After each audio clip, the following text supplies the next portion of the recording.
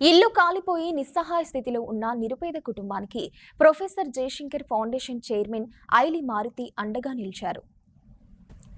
జయశంకర్ భూపాలపల్లి జిల్లా కాటారం మండలం దామరకుంట గ్రామంలోని దుర్గం గట్టు మల్లయ్య ఇల్లు కరెంటు షార్ట్ సర్క్యూట్తో కాలిపోయింది. ఇంటిలోని సామాన్ మొత్తం కాలిపోవడంతో నిరుపేద కుటుంబం రోడ్డున పడాల్సి వచ్చింది.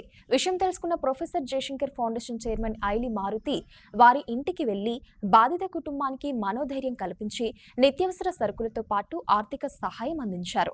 ఈ కార్యక్రమంలో రామ్శెట్టి రాజు పటేల్, జిల్లాల శంకర్, జిల్లాల దుర్గయ్య తదితరులు పాల్గొన్నారు.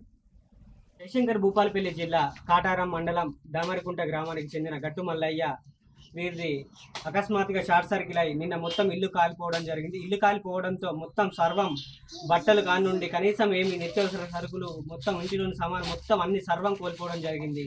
వీళ్ళ నిరుపేద కుటుంబ పరిస్థితి నుండి అన్న దామరకుంట నుండి రాజన్న గారు మాకు విషయం తెలియజేయగానే వెంటనే స్పందించి వారికి నిత్యావసర సరుకులు కానీ రైస్ బ్యాగ్స్ వాళ్ళందరికీ ఒక 5,000 రూపాయల బట్టలు మేము తీసుకొచ్చి ఇవ్వడం జరిగింది. అలాగే ఇంకా వీరి నిరుపేద కుటుంబాన్ని దాతలు ఆదుకోవాల్సిందిగా నేను కోరుకుంటా ఉన్నాను.